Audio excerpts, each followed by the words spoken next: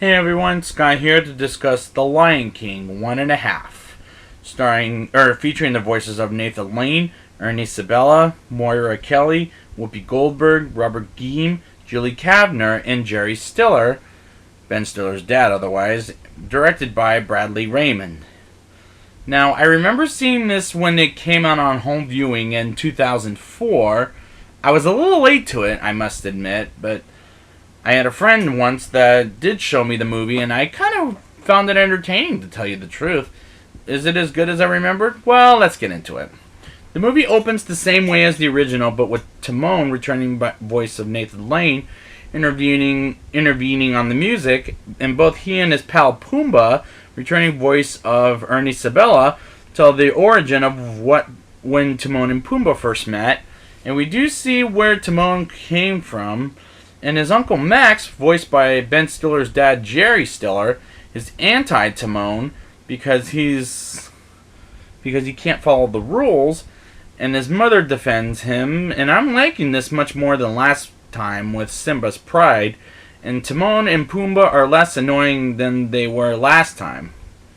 Hyenas go past Timon and attack the meerkats, and Timon leaves his home for good to find another home. Rafiki, returning voice of Robert Guillaume, finds Timon and comes up with Hakuna Matata. Is just unnecessary, but I can accept it, I will admit. Timon finds Pumbaa and becomes acquainted until they become friends to eventually become family after finding Simba and join the Pride Rock and go through the adventures we see them eventually. And I like Timon and Pumbaa this time as characters, much better than last time, I must admit. I'm impressed.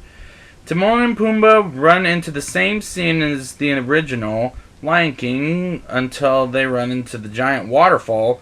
Timon and Pumbaa become good friends and find the place where they want to live at and have a perfect life. And I like how Timon and Pumbaa come up with Hakuna Matata as a song, like in the original.